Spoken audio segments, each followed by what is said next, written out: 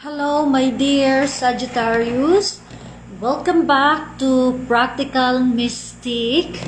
Actually, ito yung pinakauna na live recording ko sa Sagittarius dito sa Facebook. I usually post tarot reading session on YouTube. And this is my first time for recording here on Facebook. Anyway, kumusta ka na, my dear Sagittarius? I hope that you are doing well. Alamin natin yung mensahe para sa'yo ng Puong May Kapal para sa buwan ng Nobyembre. Nobyembre, taong 2023. So, sa halip na tatlong card mula sa Lightseer Tarot deck, I happen to have 4 cards from this deck. So, the first card is, we have the Knight of Swords. The sword is intellectual air energy. So, ibig sabihin, meron kang iniisip na mga hangarin, meron kang iniisip na mga layunin, or iniisip na mga motibo na gusto mong mangyayari. As you can see, itong taong ito, tumatakbo siya papunta doon. So, meron siyang ginagawa na ayon sa kanyang kagustuhan or motibo. And right now, ginagawa pa rin niya yung pagpapatupad ng kanyang mga layunin. Meron pa rin siyang, so, still ongoing yung paghahabol niya sa kanyang mga layunin, mga hangarin sa buhay. Nagpatuloy pa rin siya sa pagtupad sa mga ito. And he's guided and protected by the universe. So this is the goal that he wants to achieve, that he wants to pursue. And while pursuing this, he is guided by the universe. Wow. He is totally protected while pursuing this goal. That's the Knight of Swords. And with the Knight of Swords, ito, this is the Moon. The Moon is the first arcana card so far in this reading. This is saying na balance yung third eye chakra mo sa iyong katawan. At itry mo na itaya sa loto itong numero 18, no? 18 or 81 kung baliktarin. Okay. So, sinasabi dito na very active yung intuition. That is why, kapag aktibo yung third eye chakra mo, it is saying na very heightened yung intuition mo, no? You can control the illusion and you have lucid dreams. So, kapag aktibo yung third eye chakra mo, so, mangyayari talaga sa iyo na magkakaroon ng lucid dreams habang ikay natutulog. And, you can see through deceptions, no? And you can overcome anxiety, the fear, or misconception. Because, your intuition, your third eye chakra is active, and it's you're subconsciously conscious this time, and you can overcome the insecurity since you also overcome the fear. So marami talagang benefits kapag aktibo yung third eye chakra mo. And the next is the Seven of Pentacles. Ibig sabihin, hindi pa masyadong productive yung mga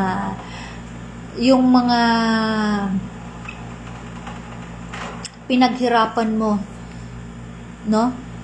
Hindi pa siya nagbubunga ng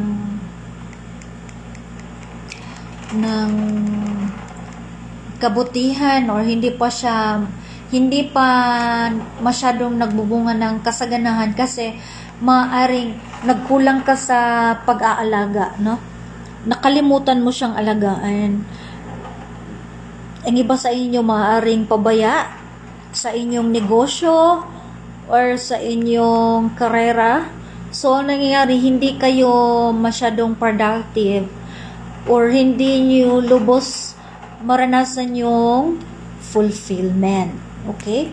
So, that's the Seven of Pentacles in reverse.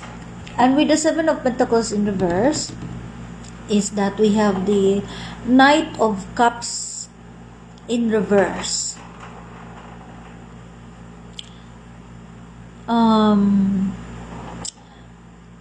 Maaring hindi kayo motivated na mag-manage sa inyong negosyo dahil kulang kayo sa motivation, no?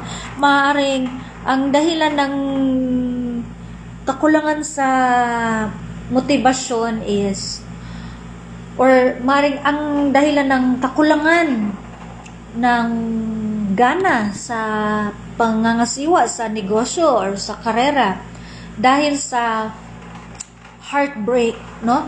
So, ibig sabihin, ang iba sa inyo ay nakaranas ng pagkabigo sa pag-ibig. Okay? Or kayo ay tinaksil ng inyong mga tinaksil kayo ng mga taong mahalaga sa iyong buhay. Yung mga taong minamahal mo, tinaksil ka nila sa pagkalaman nang nadiscovery mo yon dahil meron ka mang damon dito. Ibig sabihin, lahat ng mga sekreto na tinatago sa dilim ay nakikita na sa liwanag. So, ibig sabihin, lahat ng sekreto ay nabubunyag or na-discover at na-discover mo na tinatrader ka ng mga taong mahal mo sa buhay. So, ang nangyayari, nawalan ka ng gana na mangasiwa sa iyong negosyo or sa iyong karera, sa iyong trabaho, no? And ang pangatlong card mula sa Lightseer Tarot deck is the Eight of Wands in the upright. Eight of Wands. Ibig sabihin,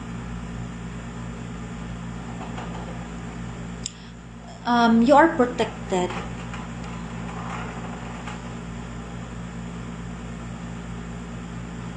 Magkakaroon ka ng panibagong tribo, no? Na kung saan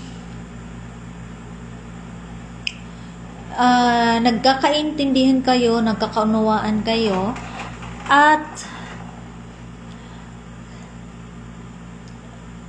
meron kayong iisang layunin.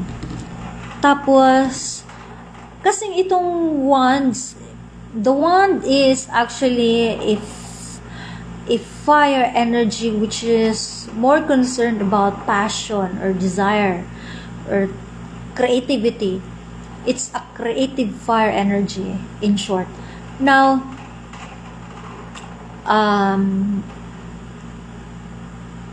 makikita mo sila, matatagpuan mo sila, iisa kayo ng layunin, iisa kayo ng mga hangarin.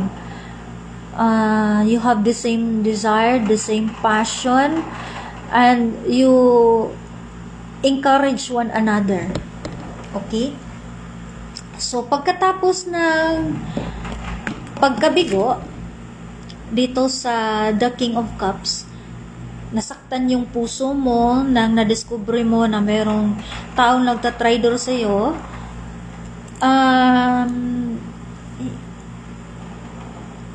kinalaunan, meron kang makakatagpo na mga tao na magbibigay sa'yo ng inspirasyon. So you're becoming strengthened by them, by getting along with them. This is 8 of Wands. And with the 8 of Wands in the upright is the Empress in reverse. I think this is the second Arcana card so far in this reading. And this is Taurus energy.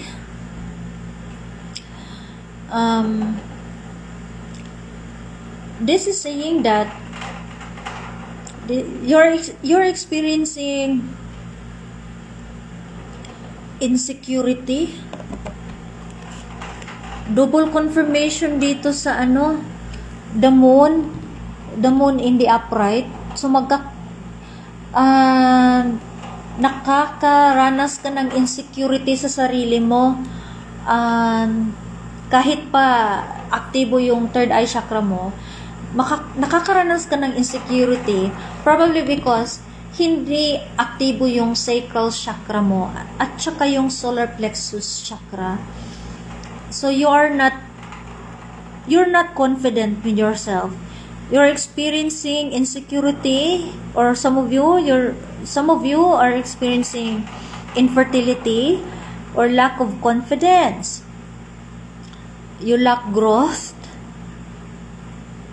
You have overbearing tendencies. So there is this disharmony within you, and you also experiencing negligence. Oh my God. Anyway, you can move on from it. And next is the 9 of Swords. Ikaw ito, malungkot ka. Ang mga bagay na nakapagpapalungkot sa iyo, yung mga swords, no? Yung mga swords na nandito sa taas, represented by birds, and the sword is actually an intellectual air energy. These thoughts making you depressed, totally sad. Actually, ma-comfort ka sana ng unan na ito. Kapag yayakapin mo itong unan na ito, so gagaan yung pakiramdam mo. Pero hindi mo siya hinawakan, hindi mo siya napansin. So ibig sabihin, parang totally depressed ka talaga na hindi ka na nag-iisip sa mga bagay-bagay sa paligid na nakakatulong sa iyo sana. Ang iyong ginawa is nakafocus ka talaga sa mga bagay na nakakalungkot sa iyong isipan at damdamin, no? So, this is the 9 of Swords. Ibig sabihin, hindi ka talaga masaya, no? Hindi mo na-appreciate yung mga bagay na makakatulong, yung mga bagay sa paligid mo na makakatulong sana na i-comfort ka, kagaya ng unan na ito. Hindi mo siya pinansiyan. Ang iyo, nakayuko ka, umiiyak, because you're totally depressed this time because of the heartbreak caused by other people. Dito sa as double confirmation dito sa King of Cups. Now we have one card from the Tarot of Opposition, which is King of Swords na positive. Let's find out. King of Swords na positive.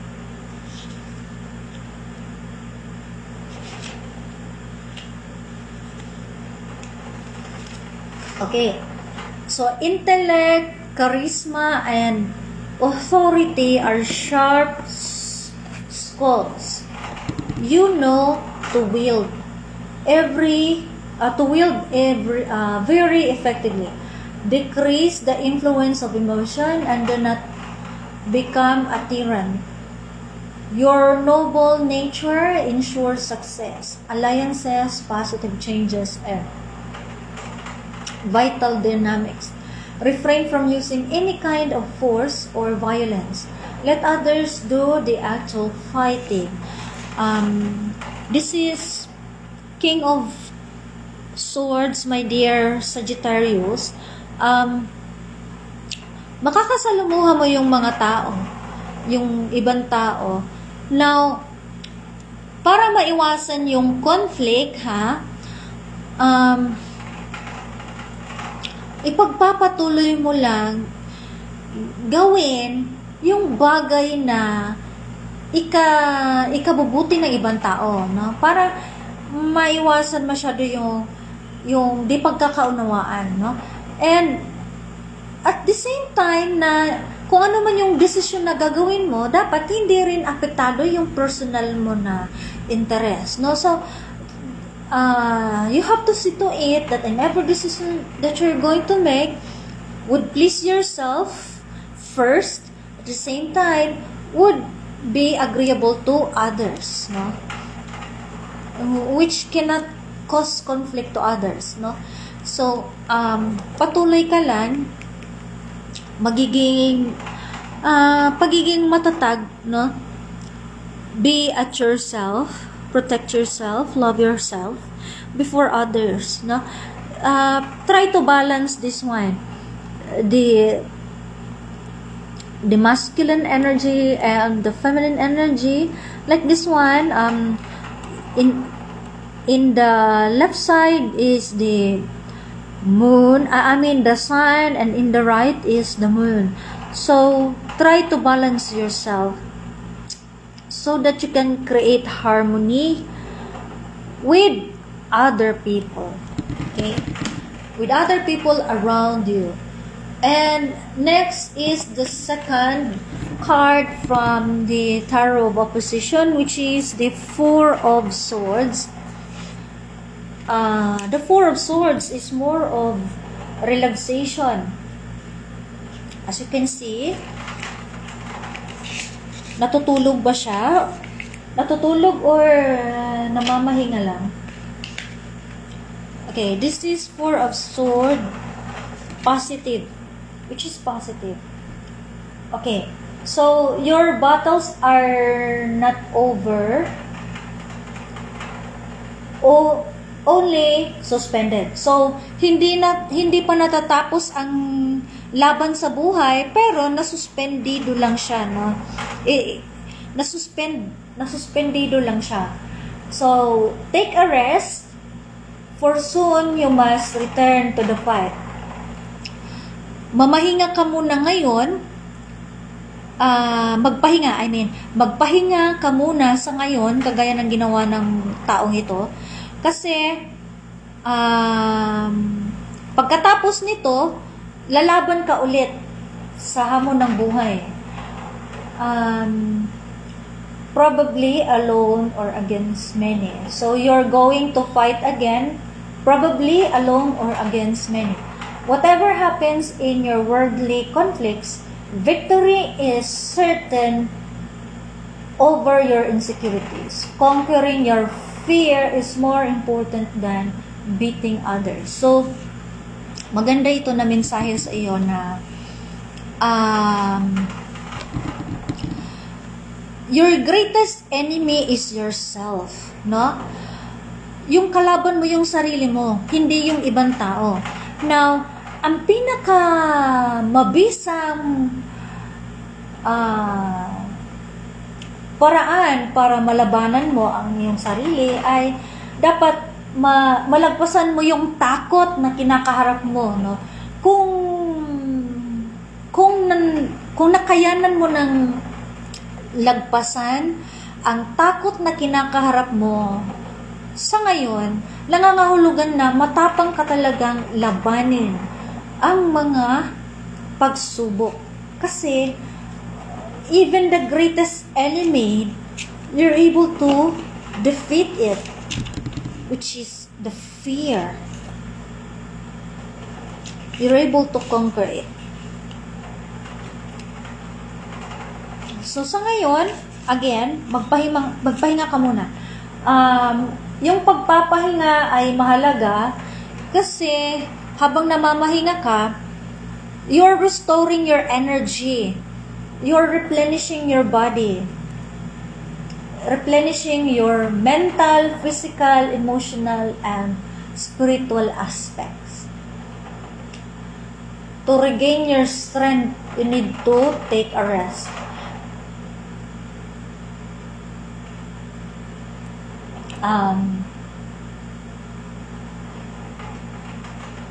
Whatever happens in your worldly conflicts, victory is certain over your insecurities. So, ibig sabihin, kung ano man ang kinakaharap mong pagsubok sa buhay, ay malalagpasan mo din yan, no? Ang tagumpay ay mangingibabaw sa lahat. Okay? And kung malabanan mo yung takot, ay nangangahulugan na makakayanan mo yung iba pa na mga hamon na haharapin mo sa kasalukuyan or hinaharap. Okay? Maganda ito.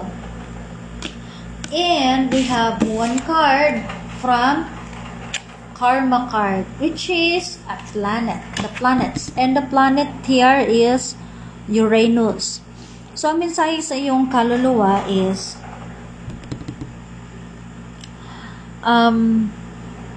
unusual example of something, a different way of looking at.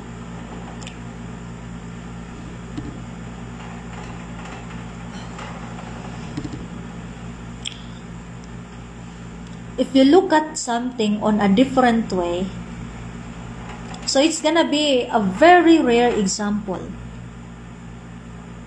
And once you're able to look at something on a different perspective, so there's gonna be an unexpected change. Ibig sabihin, kung babaguhin mo lang yung pananaw mo ukol sa ibang bagay, sa isang bagay, magbabago din magkakaroon din ng pagbabago sa iyong buhay, no?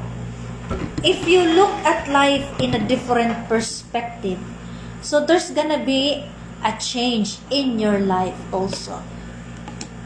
Because your destiny depends upon the quality of your intellectual perspective. So here is the powerful thought card for you.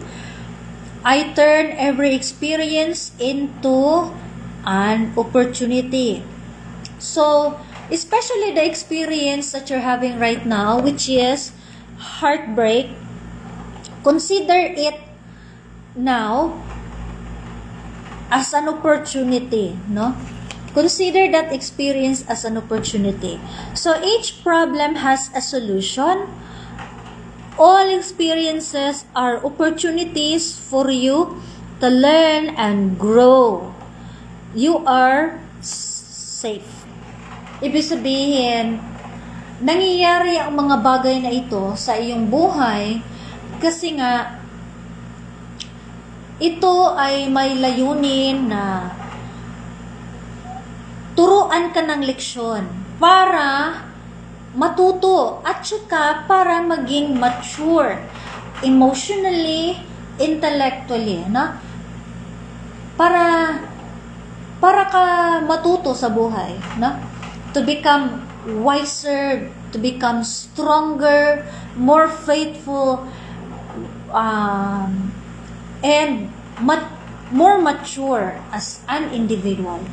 Okay? So, tanggapin mo ang lahat ng hamon na kinakaharap mo sa buhay, lahat ng problema, look at it in a positive perspective so that your life will definitely be changed. Okay?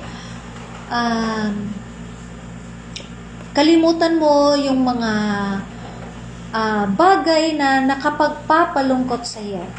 At isipin mo yon bilang oportunidad na matuto. Oportunidad na magiging mas mabuting tao. Oportunidad para matutong mahalin yung mga tao na hindi karapat-dapat mahalin. Oportunidad yun para i-develop mo yung forgiveness as regalo sa iyong sarili, no?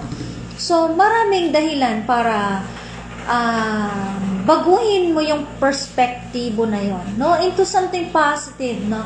Turn all negative experiences into something positive and consider it as an opportunity for you to grow, to become a better person, to become mature, wiser, stronger, be a better person, my dear Sagittarius. So, this is what I have for you, my dear Sagittarius. See you in the next reading. I declare clarity, healing, and practical advice for you. Love and light.